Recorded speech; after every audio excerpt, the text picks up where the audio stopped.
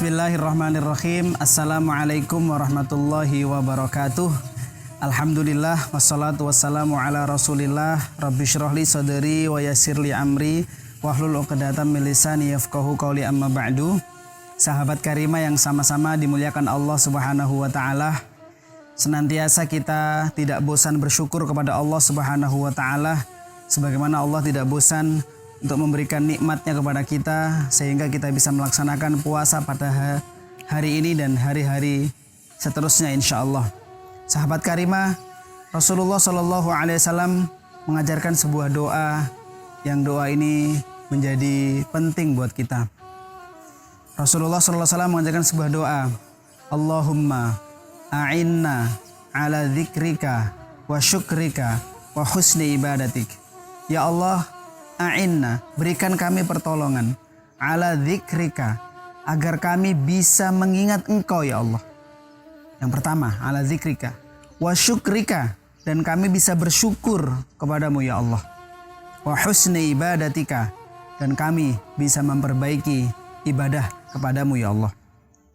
Sahabat karimah, yang pertama, Rasulullah SAW mengajarkan kita sebuah doa untuk meminta agar kita bisa ingat kepada Allah Subhanahu wa taala. Ada keutamaan pada zikir.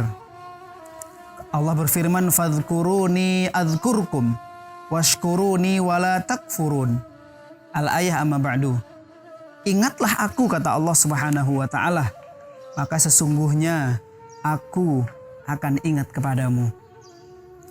Ayat ini bisa kita ambil pelajaran bahwasanya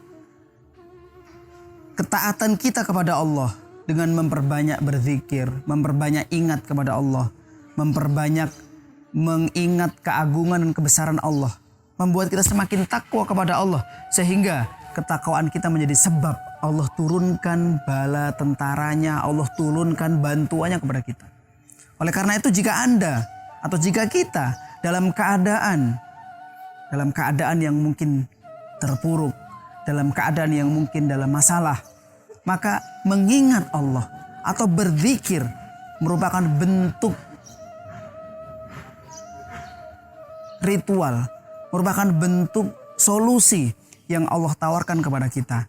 Barang siapa yang mengingat Allah, maka Allah akan mengingat kita.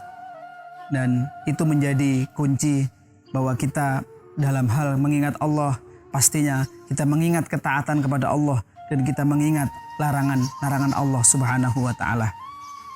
Apalagi di dalam puasa, dalam Ramadan Allah memberikan banyak sekali kesempatan kita untuk mengingatnya.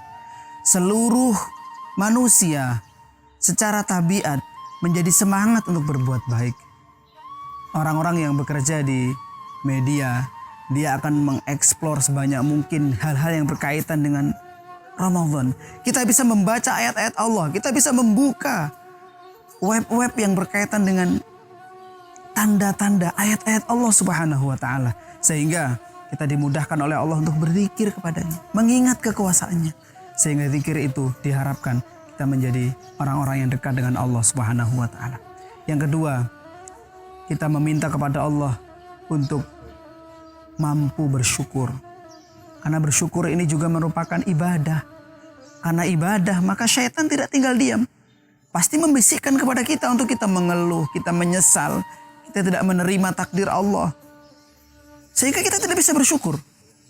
Bahwa sesungguhnya kebahagiaan kita diantaranya terletak kepada seberapa besar kesyukuran kita. Allah tidak memandang berapa besar masalahnya. Allah tidak memandang berapa kecil persoalannya. Tetapi Allah melihat seberapa dia mendekatkan diri dan bersyukur kepadanya. La in syakartum la azidannakum wa la in kafartum inna adzabi lasyadid. Sesungguhnya jika kalian bersyukur kepadaku, kata Allah, maka aku akan tambah. Ayat ini memberikan pemahaman bahwa syukur adalah bentuk daripada kita menerima takdir Allah. Syukur bukan berarti hanya berucap terima kasih saja, namun dalam hati kita meyakini dan kita mengamalkan dalam kerjaan sehari-hari. Orang yang bersyukur punya mata, dia gunakan matanya mendekatkan diri kepada Allah.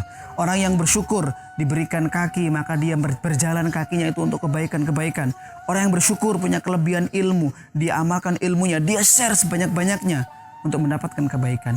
Karena hal itu adalah bentuk daripada syukurnya dia. Dan yang ketiga, yang berkaitan dengan syukur juga adalah wa husni ibadatik. Ya Allah, berikan kami kemampuan untuk memperbaiki ibadah kepadamu. Memperbaiki ibadah adalah bentuk daripada kesyukuran.